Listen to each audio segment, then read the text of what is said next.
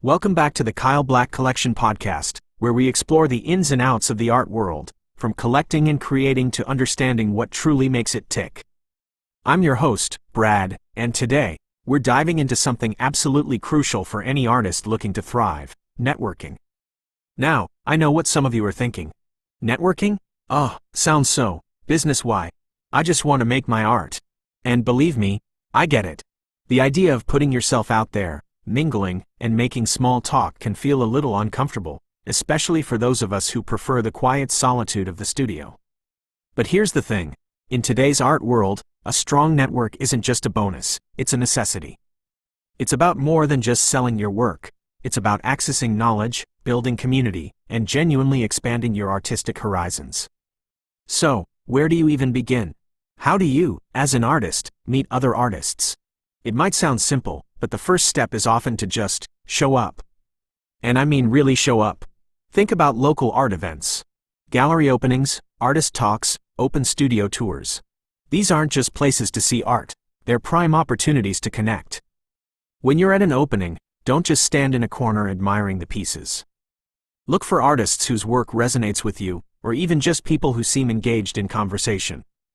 A simple, "I really love what you're doing with texture here," or "What do you think about this piece?" can be the start of a genuine connection. Workshops and classes are another fantastic avenue. Whether you're teaching or taking a class, you're instantly surrounded by people who share your passion. It's a natural environment for conversation to flow, for ideas to be exchanged, and for those initial connections to form. Don't forget about artist associations and groups, both local and national. These organizations are often designed specifically for networking and professional development. They host events, sometimes even juried shows, and provide a ready-made community of like-minded individuals. Plus, being part of an association can add a lot of credibility to your artistic journey. Now, let's talk about the digital realm. In our increasingly connected world, online communities are just as vital. Social media platforms like Instagram, Facebook groups, even dedicated art forums and marketplaces are incredible tools. Follow artists whose work you admire, engage with their posts, leave thoughtful comments. It's not just about self-promotion, it's about genuine interaction. I've heard countless stories of artists who formed incredible collaborations and friendships simply by connecting online first. But meeting people is just the first part. The real magic happens when you start building a strong network. And that comes down to a few key principles. First, be authentic. Nobody wants to feel like they're just another name on a contact list. Show genuine interest in other artists' work and experiences. Ask questions, listen actively, and avoid making every conversation about yourself or trying to pitch your work immediately. It's about reciprocity. Think about what you can offer, perhaps a unique perspective, a shared resource, or even just encouragement. Follow up. After you meet someone, a quick, personalized email or message can go a long way. Reference something you discussed, and maybe suggest a further conversation, or even a studio visit if it feels appropriate. This reinforces the connection and shows you value their time and the interaction you had. And this leads me to the next point: collaboration. This is where networking truly comes alive for artists. Working with other creatives on joint projects, murals, or even just brainstorming sessions can push your artistic boundaries in ways you never imagined.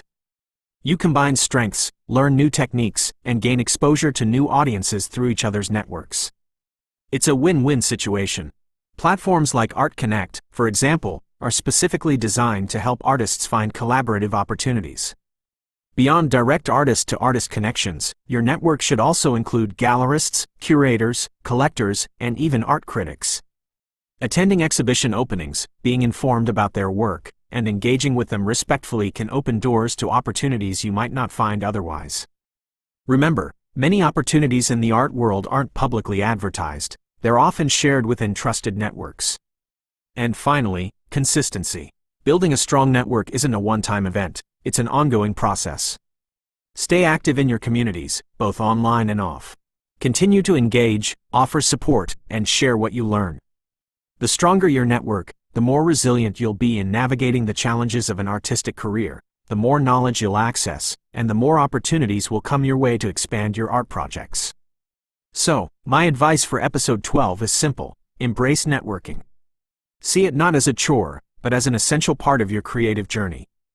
Because by connecting with other artists and art professionals, you're not just building contacts, you're building a vibrant, supportive community that can fuel your art and enrich your life. Thanks for tuning in. I'm Brad, and this has been the Kyle Black Collection Podcast. Please subscribe and follow the adventure. We'll catch you next time.